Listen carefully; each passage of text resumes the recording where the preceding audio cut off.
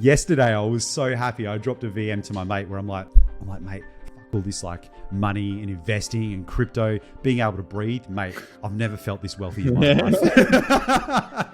Yeah, that's awesome. It feels absolutely incredible. And don't be afraid to sacrifice your short and medium term goals for your long term goals. Your long term goals are the most important. And when I think about it now, like how dumb am I? I want to continue like lifting so I can reach a goal, right? I want to be able to dunk. I want to keep working out. But long term, if I have this is actually going to accelerate that, and it's going to be a benefit for the rest of my life. Welcome back to another episode of the Ben and Berg Show with your favorite MBA and high school dropout. Today, we're talking about doing the hard thing. Berg's has just come back from getting an operation done. He's been away for a couple of weeks, so it's good to have him back, and he's starting to sound a little bit human. So we're talking about the hard things. We've all got those hard things in our life that we keep putting off. I keep putting off a surgery I need to have, and Berg's going to convince us as to why, by doing the hard thing, you're going to come out on the better side. Bergs, how are you, man? Mate, I'm doing well. I'm doing so much better. I'm feeling good. And mate, I got to talk you guys through this. So I went in for some surgery. I did delay it once, but that was only like a month kind of delay.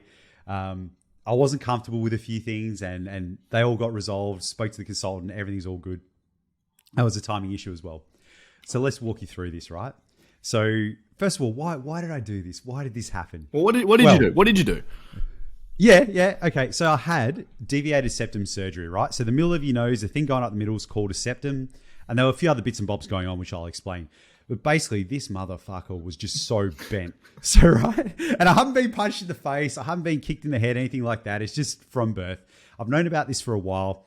And basically, on my left side, you can breathe perfectly fine. On my right side, it's like 99% blocked. So I was never able to breathe properly. And this is a challenge because just in normal day is a struggle, right? I've got a few allergies as well, so that doesn't help, like dust and pollen and stuff.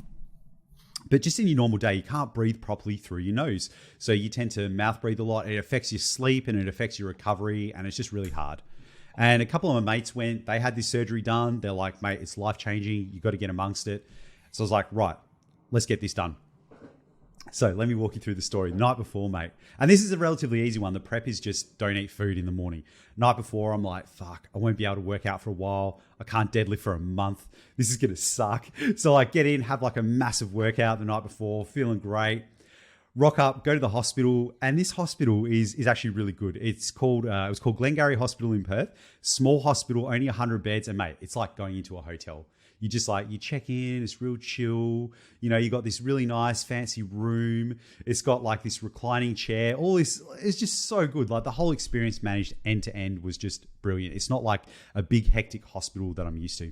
Anyway, they come in, they do the forms. I speak to everyone, go to the anesthesia area, go to the surgeon, and he's an absolute lad. I think he's like just a couple of years older than me. And I helped him out with a few things back when I used to work, and have a chat to him. He's like, bro, you got any questions? All right, we'll sort this out. We'll sort that out. Talking to the nurses. And it's funny, the same time I went for my procedure last time, just before you're in the room, you're in the theater, and you're going to have anesthetic. And they ask you, oh, so what do you do? And I'm like, oh, I used to work in health. We talk about that. And I'm like, yeah, now I work in crypto, like, you know, teach people about Bitcoin and stuff. And they're like, oh, and then everyone's got a story. I start talking about it, and like half a sentence in, I'm like, it's out. And then I wake up in recovery. Twice that's happened now, man. I get you. So anyway, I'll walk you through this experience and what it's actually done for me. So I wake up in recovery. I wake up like, great. They give me this like icy pole, have the icy pole. Great. Go back to the room, feeling really good. And I get to go home that night. The wife comes and picks me up, get to go home. Now, what they've actually done is they've cut away part of my septum, straightened it, put some splints in, and then there's these things called turbinates that hang down. They were really big because I had a lot of space. So they've reduced those and done some sinus stuff as well.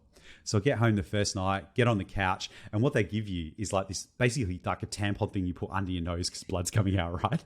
And you got to put it like around your ears. So you're wearing this on your face. You're big, you're swollen, and you're just like, bleh. You got to sleep upright on some pillows. And I was just out, still under anesthetic. Night was fine. But you wake up an hour later, and you're like, what the fuck? Because you can't breathe through your nose. So in your nose, it's just filled with stuff, and there's all packing right up your nose. So you cannot breathe through your nose at all. So you're mouth breathing, right? And so I'm on the couch and I wake up and my mouth is like the fucking desert, man. Like I like literally touch my tongue to the top of my mouth and it's like sandpaper. And I'm like, what the fuck? So you constantly wake up every half hour going, oh my God, I'm going to die. And then you wake up, you come to, and then you drink some water, right? So the next day, this is when it gets serious, okay? So this is typical fucking salesman. All the surgeons are like, yeah, you know, the recovery's fine. There's not too much pain. This is what I'm going to do for you. They really focus on the benefits. They don't really give you the beans of what it's like, right? And you're not really prepared for it. So you have to do a thing called a sinus rinse. And for people that don't know what this is, you tilt your head to the side, you get like a small little bottle of water with salt in it, and you just pour it into your nose, open your mouth, goes up one nostril, comes out the other, and it just cleans it out. Relatively simple, straightforward. Done them before in my past. Don't care about them at all. Now, here's the fucking challenge. What they don't tell you. You can't blow your nose for 2 fucking weeks and you can't sniff either. So your nose is full of shit and you can't do anything about it. And your instinct is just to sniff and you just can't. And the whole thing about this is just, it's psychological torture of you just being uncomfortable constantly, right? And you have to push through it because in our lives, we always go for comfort. We want to be comfortable, you know, we don't have to want to worry about stuff. And mate, there was just like a mental back and forth. So anyway, here's the beans. I go and do the sinus rinse and like hardly any water comes out. I'm like, what the fuck? So what's happened is all gone up into the packing and it's basically like a big sponge and absorbed it. And I got all this pressure in my head. I'm like, what the fuck? And I'm like, every time you swallow, you feel the pressure. And then like half an hour later, you'd be sitting down, you feel it like come out your nose or go down the back of your throat or something like that. Oh my God. It was completely fucked. Anyway, that went on for a couple of days. Then, mate, the big guzzes started coming out. So you got to do these sinus rinses 4 times a day. You got to be on antibiotics for 10 days, every 4 hours. And you got to take just Panadol. The pain wasn't too bad at all. Just a little bit of discomfort. Like a 1 out of 10 pain. So, mate, you go do the sinus rinse and you start to look forward to it. You start to become a sicko where you're like, it's your only relief that you get during the week is just to clear your nose with some of that water. So you do it and oh my God, mate, the things that come out, it's like your brain's coming out, mate. These big guzzes, and like you can pull them out and they're like fucking full of guzzes, mate. And they're like, it just looks like jam. It's so fucked, right? But then the guzzes snap off and you want to get it out and you can't. And you're like, motherfucker. So anyway, this goes on and day by day you start to get better. You start to get more coherent. You sound more like a human. But what I really want to talk people through is sacrificing for your longer term goals and then also the mental torture that you go through in doing that. And a lot of people, like even in chess, they would call this a queen sacrifice, where you never ever sacrifice your queen unless you've got a hope of winning. That's when you do it. And the path I was on, how I was training, how I was eating, it was just so good. I was feeling great. And then I'm like, no, I'm stopping all of that. I'm going back to zero. I'm not going to be able to lift for like a month, but that's okay because my long-term goals are to just be a better human. And this is a huge optimization that's going to deliver a lot of benefit to me. But the psychological torture I went through, I put myself through because I'm a fucking idiot. Like day 2, 3, 4, 5, 6 was just, I'm sitting down. I'm watching Marvel movies. I'm watching Curb Your Enthusiasm. I'm doing nothing. I'm a piece of shit. I need to lift. I need to be productive. Work needs me. Why am I not doing anything? And my God, it took me a solid week to get out of that mind frame and just relax. Even when you saw me and you're just like, bro, you're so relaxed. Like before we did the episode with Bell. Yeah. You were relaxed. And you're like, you're a different human. Like normally you'd be freaking out. Like, oh, we have to prepare. We have to do this. We have to do that. So for listeners, just a quick bit of context, like, you know, I just roll into these things, you know, like, and I just sort of make it up as we go. And like, you know, I know what we're talking about. I deliver my best stuff unplanned, unscripted. You know, Berg's is the opposite, right? We need to, you know, and that's why Berg's plans these episodes, just FYI. Berg's is the planner. And usually when we have a guest, like that's important, right? We're having someone on the show, we need to be prepared. I just sort of roll in sort of 5 minutes before, come up with a few things and just, I tend to just, you know, wing it. And in the past, that has really caused some anxiety for Mr. Bergs over here. But coming back, what Ben is trying to say is my back is sore from carrying the team, and he shifts his stress to me because he's a piece of shit. So, you know, one of us has to be prepared, right? Like if we're going on a journey into the desert, we're going to die. If I don't prepare, we're going to die. Let's just put it that way.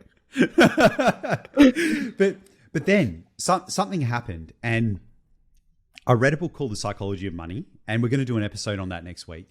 But there was one part in there where it just said, you're a human. You're a completely normal, screwed up human. And it said, don't be rational, be reasonable. And that really stuck with me, where I'm trying to be rational, fuck me. And I got David Goggins in my head going, "You're too soft, motherfucker. You need to do all this stuff." I'm thinking about C.T. Fletcher, who basically had a heart transplant and then was out a week later in the car park working out. And I'm like, I need to be like those guys. And I'm like, why?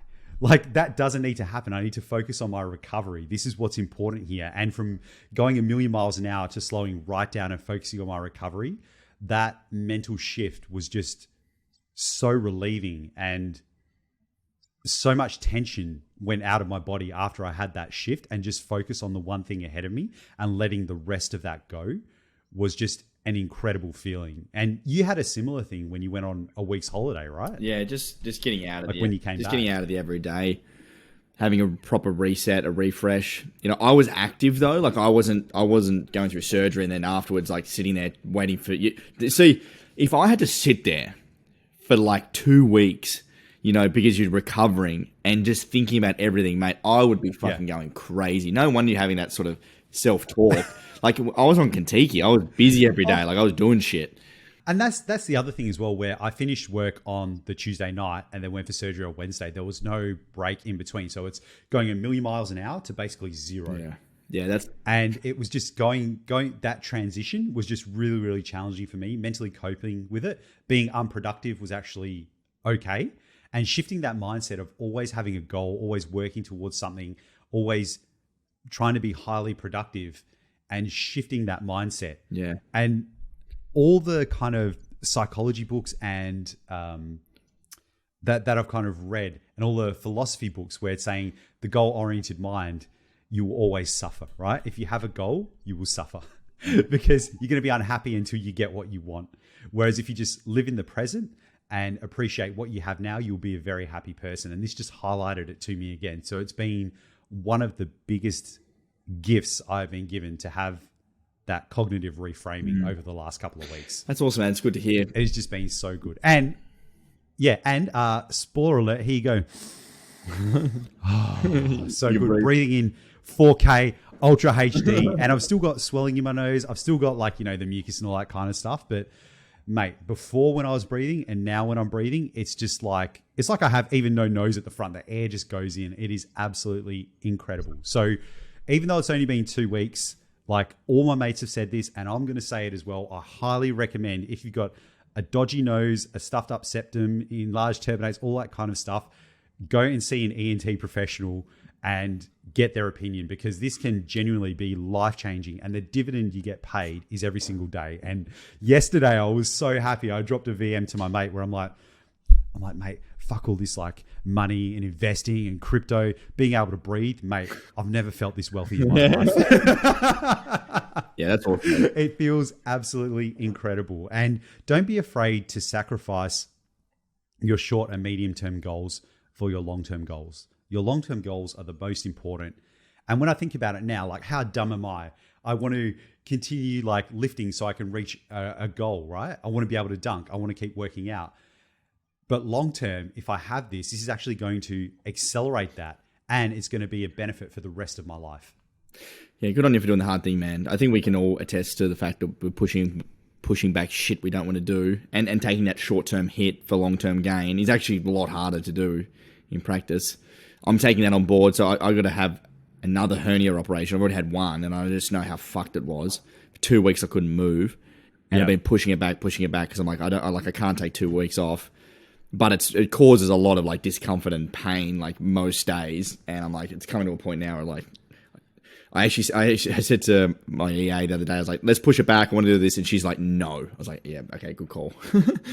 And hearing you say that, and now where you're at now, you push it back a couple of times. Yeah. And think about it. If you look forward a few years and you look back on this point in time, this is the thing you want to do. This is the important thing. But we get caught up in the moment, like what is important for the next hour, the next 2 days, the next 3 days. All that shit you're not going to remember in 5 years, but you will remember this operation and your quality of life. Like you were even saying, like some days you can't just do stuff because it hurts, right? Yeah, it's like you need to get that sorted. Yeah, and also getting help and talking to people that know their shit has been a big game changer for me in recent times. So I haven't had a surgery like Bergs has, but I took that week off, and I realized when I was overseas, like, you know, I work a lot. Like I probably, realistically behind the desk or on the computer for at least 65 to 70 hours a week, I reckon. And Yep. I was getting sick. I was in this cycle of like going really hard. I'd start at the top because I'd be super excited and pumped. And then I go so hard for the next 2 weeks that I continue to grind down all of my energy and my health. I wouldn't be eating well. I actually wasn't eating vegetables. I was eating burgers and pizzas, and I was like sleeping shit, and I'd be like hooked to dopamine, and it was just like grinding to a point where I'd get sick.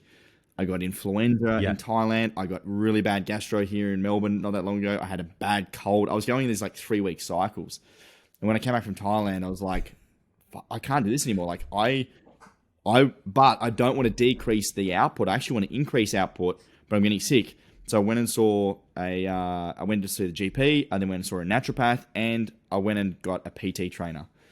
And in the last 2 weeks, this is why you've been away actually, Bergs. It's fascinating to, like we've sort of overlapped in like improvements of life. But this is incredible where you were talking about asking for help. I'm very bad at asking for help. And you are the guy where you're just like, I'm fucked, I don't know what I'm doing. I'll go get some help. And instantly, like I come back, you're like, yeah, I've seen a naturopath, gone to a GP, got a PT, got my eating done. Like you just go out and you get it done. This is what you do. You take action, which is why you're successful. I want you to talk us through, like, why did you decide? So you and actually, let's talk about your boom bust cycle, because this is hilarious. This is Ben, right? So he'll go out, he'll work really hard for like a week, 2 weeks, 3 weeks. He's like, man, I'm fucking human optimization. I've got this sales funnel, man. I've got these ad people in. Oh, it's so good. This is just fucking pumping. Look at these numbers. This is so sick, mate. I couldn't even sleep. I was on this date and all I could think about were the numbers, mate. And then I was up at 3 a.m. and I was doing all this shit. And I'm like, Ben, you're going on turbo. And then like, he's literally at the point of delirium. And then he'll get sick because he's doing so much and he'll get run down that he'll cop like an influenza or a gastro or something like that. And then he'll be like, oh, mate, it's the fucking sickest I've ever been. He'll be out for like a week or two, still trying to work, and then he'll come back. He's like, "Oh, mate, I am human optimization." And this just cycles over months and months. If you map it out, it was a cycle. And you'd message me like, "Yeah. I'm going to do technical analysis on Ben. I'm going to like go through our Slack channel, and I'm literally going to do time cycles in there, and we'll just see with the peaks and troughs." But it's like, I think for a lot of us, are passionate about something or just want something so bad or wanting to succeed, like you put your health aside, like that's like comes second. Yes. You were the same, Bergs, and you've gone through like this fitness journey more recently and putting yourself, at first. And like, I'm starting to do that now too, because I realize it's not sustainable. And you go through these cycles. Like, do you want to go to 120 kilometers an hour and then go to zero? Or do you want to, run at 90 kilometers an hour for months on end? Like that for me sounds much more sustainable. Sustainability is a thing, and it comes back to sprinting marathons. Even when I was recovering, I needed to eat so much and sleep so much. And I'm not working out, so I'm putting on weight. And I look down and I'm like, oh, what the fuck? Like, I feel really shit because everything I've been building. But really, it's like, think longer term, think multiple years. And this is what, 2 weeks, maybe 4 weeks out of it. And then you start to build back up. Like it comes on quick and it goes away quick. Like I will build through this and I'll be much, much stronger. Yeah. Just because you have those setbacks, it's not that important. You don't need to focus on them. You just need to get back to your habits and your routine. Yeah. So that's what I've done talk us through your PT, mate. So you come back, you got a PT, you got a diet. And you told me something about the way you're looking, mate, before the show. So basically, I was over in Thailand. I did Kentucky, basically just drinking like every day, partying. So much fun. But like, by the end of it, I was like looking at myself going, holy shit, Ben, you need to fucking, you need to do something about this. You're not looking healthy, you're not feeling healthy. So I came back to Australia and, just wasn't feeling great. So I was like, right, let's just go back to basics. What am I doing? And literally had to go see someone like a naturopath and just get, and I don't know, like it's fascinating you telling me that it's actually like, it's kind of not normal for you or for potentially people to not go and get advice. Like that's just the first thing I do. Like if I need help with anything, I just go get the smartest person I can get hold of and ask them questions. That's just it is not normal. Yeah. Like, okay, normally people just go out and ask questions, right? Like that is a normal human thing. You want to know something, you go and ask someone. I think I don't know whether it's when you get older or the path I've been on or the way I've been taught, the corporate world, uni, school, all that kind of stuff, where you need to be more self-reliant. You need to show that you can do it yourself. Or maybe I trick myself into thinking I'm smart enough I can do it myself. Or maybe, I don't know, I don't want to spend the money on it. I think it's expensive or it's not worth it. Or don't want to be vulnerable or too afraid to ask someone. It could be all of these things, right? But this is a very, very common thing. And I know in my head, all I need to do is go and ask the person, go and do the thing, and I will be streaks and streaks ahead.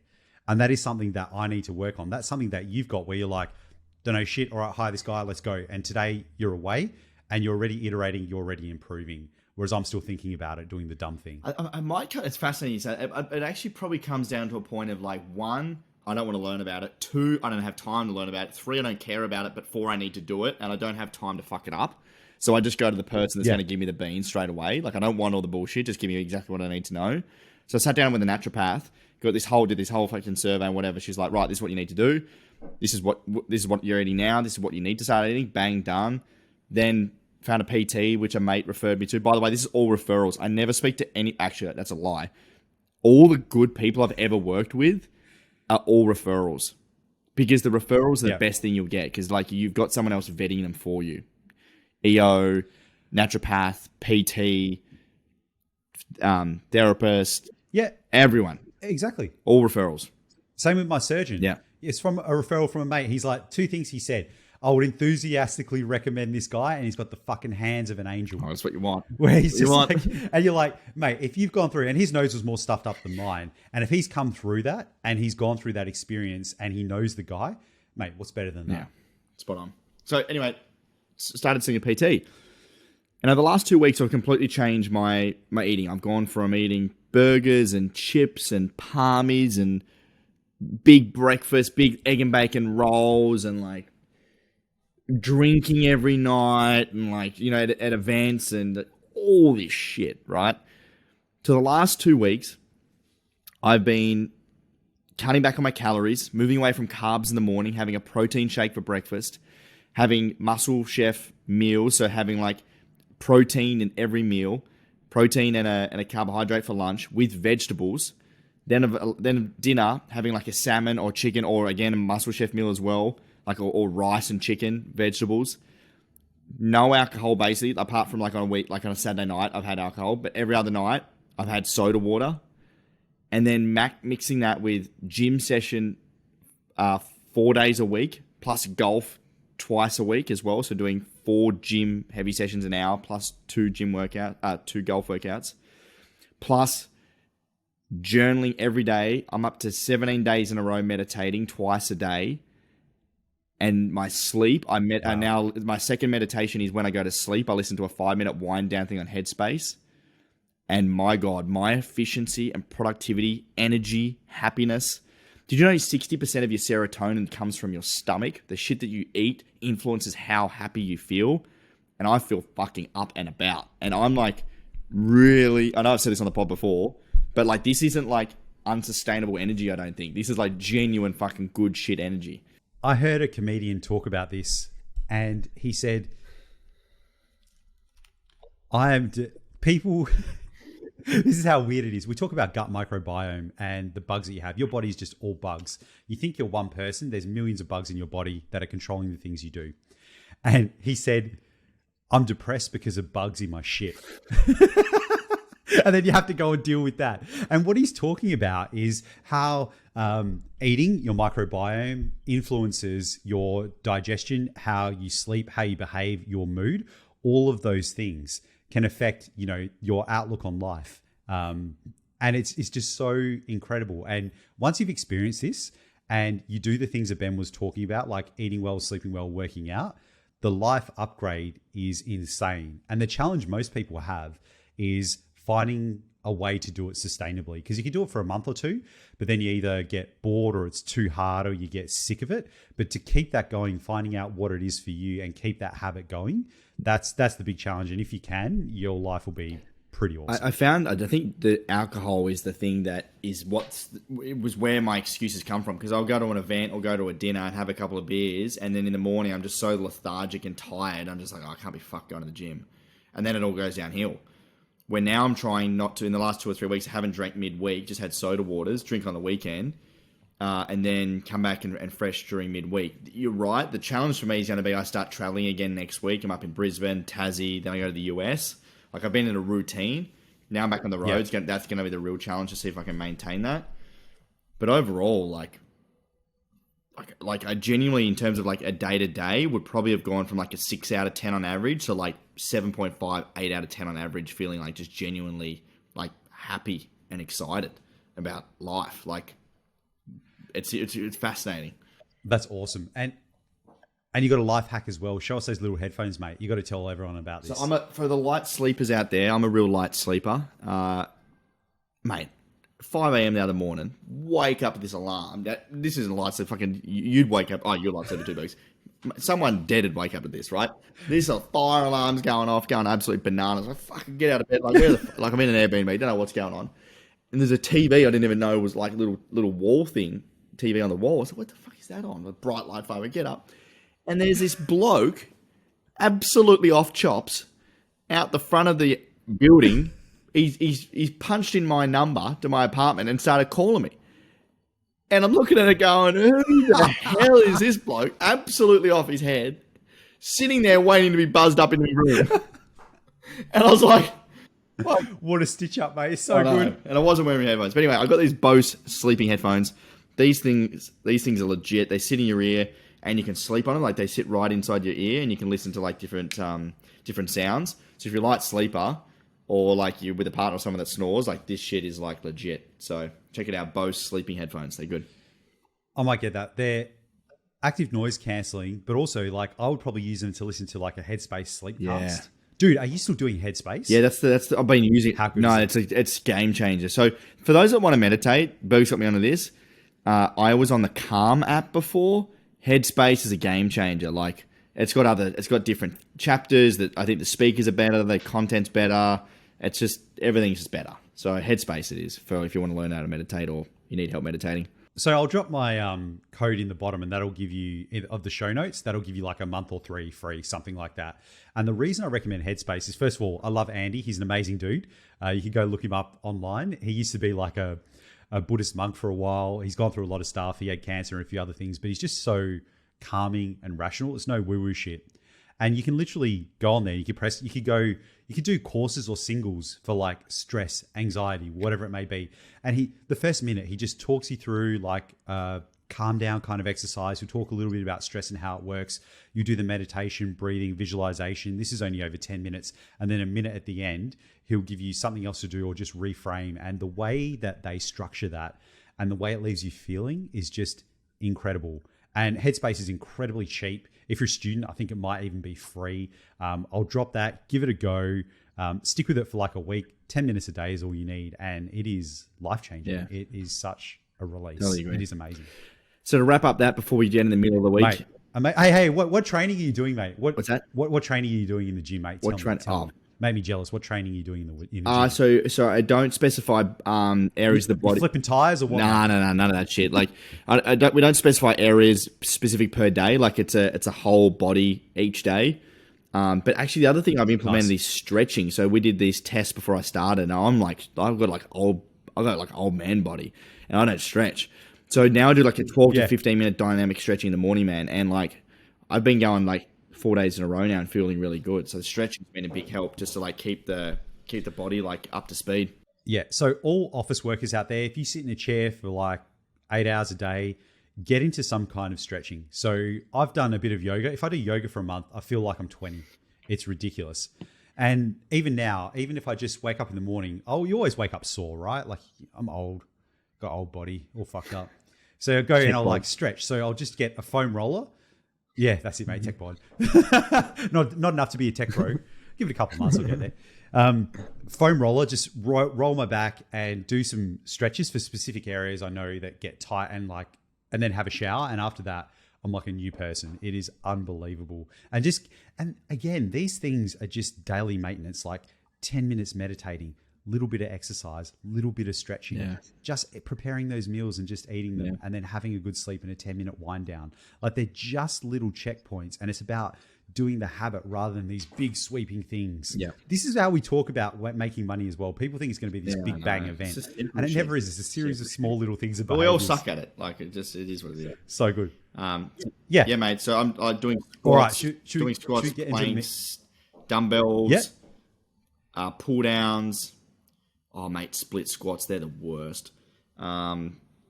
Bench press. Oh, pistol. Yeah. Oh, mate, that's just the worst. How are you doing your squats? Are you doing the like dumbbell, machine, or barbell? I do barbell and then also dumbbell split squats. Yeah. Fuck that. Shit. Pistol squats are the worst. The split ones.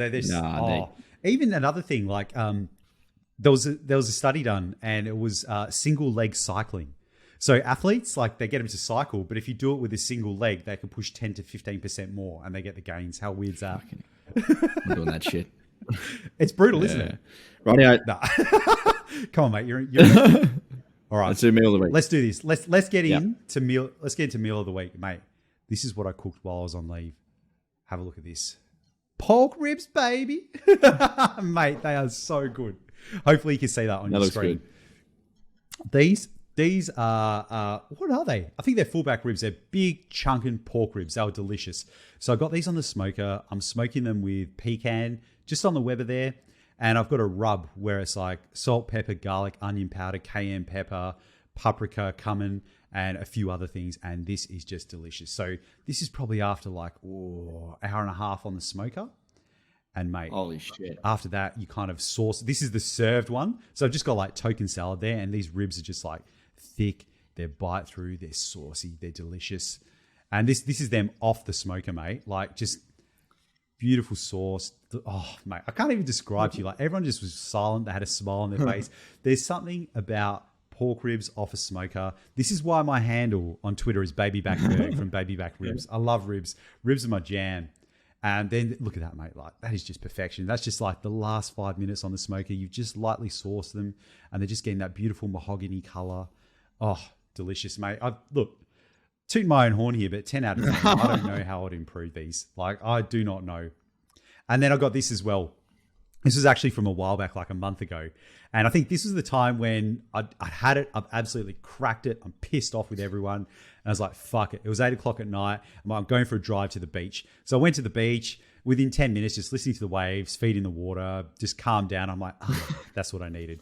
On the way back, I'm like, I want an ice cream. So I go through the HJ's drive-thru, right?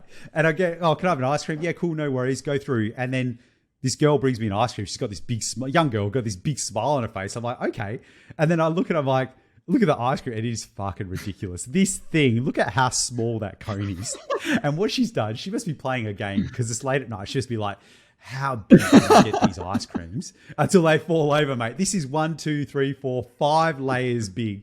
This thing would be about, 15 to 20 centimeters big on one of those little HJ cones. It was unbelievable. Took me about 20 minutes to eat. She was just so happy. She was beaming. And it was just incredible, man. I was like, I've got to get a photo of this bad boy. It's so good. Nice, man. And mate, you're on the PT, you're on the diet, and you've been eating well. And this is your meal of the week, mate. Talk us through. I'm on the grind. So for those that struggle with, meal prep or like just eating well, I know your feels. I'm there all the time. I don't actually cook for myself. I eat out every week, and I've done the numbers on this, right? Per week, I'm spending probably $350 to $400 a week on food. Now that's like pretty high for like just for someone that lives on their own, but I pay the extra for efficiency. So I don't meal prep. I don't do anything. I optimize for basically, time. So these are the Muscle Chef meals, and they always have one protein and then a carbohydrate of some description. It tells you like how much protein and carbs and whatever. And then I get the frozen veggie bags and then just heat it up in the microwave. So now I'm doing this for every lunch, sometimes dinner as well, sometimes breakfast. But usually I just get a protein shake. So, this has been a game changer for me because I didn't even know these things really existed, and I was just eating shit. But this now, I'm eating clean, it's healthy, I'm eating more veggies into my diet. And I feel as though this is going to really help me not get sick and just continue to grind out big days. This is amazing. I love to see this. And you answered a key question there, which is what are you optimizing for? And yeah, you're spending a decent amount of money on that, but you've got a lot more time, which is worth more than that money. Yeah. And in life, you either pay with your time or your money. Yeah. And the home equivalent of this is, so I used to do this and I need to get back to it. In fact, I'm going to do it later today. I get my Weber. I'll get a whole bunch of chicken breasts, like 12 to 15 chicken breasts, put them around the Weber, put the coals in the middle, and I'll put a light dusting of the rub I mentioned before, salt, pepper, garlic, cumin, paprika, whatever you want. Put that in there. And then I'll get like whole sweet potato, wrap it in foil, whole pumpkin, wrap it in foil, and put it actually on the coals. And all this takes about 45 minutes to an hour in the Weber. You just put it on, you leave it there, you take it off. After it's all done, the sweet potato, you just scoop it out and it's just delicious and syrupy, and same with the pumpkin. And then you can either put them in little containers like that and freeze them, and you've got over a week's worth of food there. Or I just vacuum seal them. So again, it takes maybe 20 minutes to vacuum seal it all. And then I can just take that out whenever I want. There's a really healthy meal prepared for me where you've got your protein, you've got your carbs with your vegetables as well. Yeah. It's absolutely the way to go. Yeah, and you save just going and eating shit. Right now, what do you got for us, man? Mate, all right, we got some memes, and I've got a bumper crop. I've got 8 memes today. We'll punch through them because we haven't done this in a while, and they are in order of spice, Ben. So look, if these are too spicy, it's Ben's fault that he hasn't cut them out. So let's just kick off with like a level 1 spice. So old mate, he's got a backwards top knot. He's at the reception and he's like, "Hi, I've forgotten what room I'm in." And the lady at reception says, "No problem, sir. This is called the lobby." And this cracked me up because this is classic Ben. Like, this is him all day long, where he has no idea. You brought this up on screen. I read that before you even read it out. I'm like, oh my God, that's me. It even looks like me. He's wearing glasses. He has no idea where he is. No idea what's going on. Doesn't know where his next meal is coming from. He's just trying to live. And she stitches him up. So good, so good. All right, meme 2. So this is a crying guy in a hard hat, and then there's Jesus with a crown of thorns. The guy in the hard hat, he's just crying, and it says, "Stop giving me your toughest battles."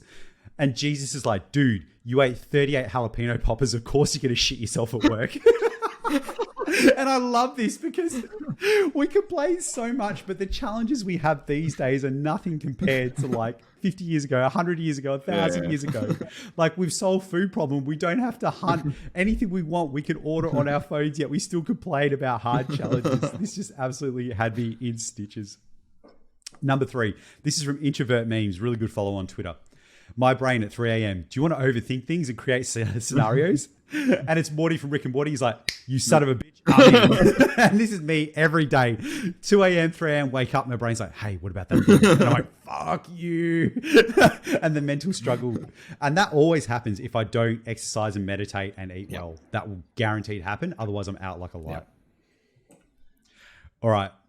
This is so many of my mates. Joe, this is you if you're listening. It's a koala and a snail, and the koala's like, or it's got a tail. It looks like a koala rat. Anyway, it says, "I keep getting into fights." And then the snail's like, "You should stop." And then there's like a scene where he's just like looking at the snail, and then the next one, he's just got his fists up. And this cracks me up because the way we are as humans, we are such fucking idiots. Like, Ben will tell me, like, he'll be like, "Berg, stop doing that thing. That thing's ruining your life." And I'm like, "Okay, I won't." And then I'm like, "Fuck you." And Ben, you're exactly the same way with like going hard at work, where I'm like, "Ben, you need to stop." You're like, "No, I'm human optimization. I'm going to hit 1,000%. I'm going to look at those graphs. I'm going to have those numbers." And then you get sick. It's so good. And we've all got that fighty person at work as well. So this one cracked me up. All right. Next meme. We're on number 5 of 8. This is an old school photo of a guy in a car with a girl. Yeah, 8 memes. That's all right. I love them, mate. And the guy's like, "Want to listen to Limp Bizkit?" And the girl in the car's like, "Ooh, aren't you 34 years old?" And he's ditched her. He's got the backwards Fred Durst hat on. It's like, "Keep on rolling, rolling, rolling, rolling." What? And this just like cracked me up because this is from my shitty youth. And this is hilarious. And there's probably about 50 variations of this meme with DMX and everything. It's going around at the moment. It is amazing. He ditched her out of the car and she's pissed off outside and he's just rolling. Thank you, everyone, for listening. Good at Berg's back. Breathing in high definition 4K. Hopefully, you learned some things there about doing the hard thing, getting your health back on track. Bergs and I are going through that now. Definitely not perfect, but it's 100% helped. As always, we'd love for you to share this message with a friend. If there's someone that you know that is going through it, maybe putting something difficult off or needs to get their health back on track, send them this podcast. We'd love to help them out. Tell him Ben and Bergs needs to send him a message. And yeah, we'd love for you to share it along. Bergs, thank you very much. We'll see you next time. Mate, see you later. Great to be back. Thanks for listening, champions. See you guys.